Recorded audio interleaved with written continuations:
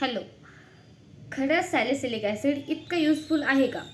वेगवेगळ्या जाहिरात, वेगवेगळ्या ॲड्स, वेगवेगळे व्हिडिओज बघून सॅलिसिलिक ॲसिडबद्दल तुम्हाला पण कन्फ्युजन झालेलं आहे का? तर सिंपल भाषेत सांगते, सॅलिसिलिक ॲसिड यूजफुल आहे, खूप यूजफुल आहे, पण त्याच लोकांसाठी ज्यांची स्किन ऑइली आहे, ॲक्ने प्रोन आहे आणि क्लॉग क्लॉग ब्लॉकेज करणारे स्किन आहे.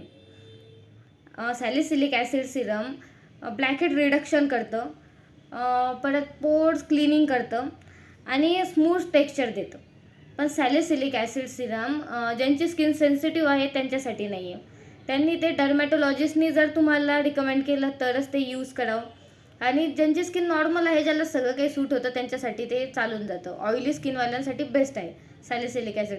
पण सॅलिसिलिक ॲसिड सिरम तुम्ही यूज करताना ते एवढं लक्षात ठेवायचं, ते तुमचे पोर्स परमनंटली श्रिंक करत नाही, ते एक मोजक्या टायमिंगपर्यंत श्रिंक करतं. बस. सॅलिसिलिक ॲसिड इन शॉर्टमध्ये सांगते, सॅलिसिलिक ॲसिड छान आहे, पण फक्त ॲक्ने प्रोन स्किनवाल्यांसाठीच. ज्यांची स्किन ड्राय आहे किंवा सेन्सिटिव्ह आहे त्यांच्यासाठी सॅलिसिलिक ॲसिड नाही आहे.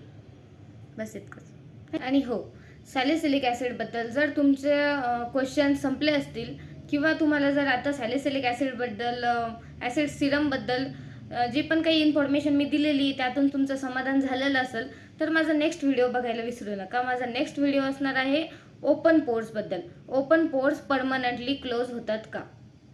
बस इतकंच. नेक्स्ट व्हिडिओ बघायला विसरू नका आणि थँक्यू.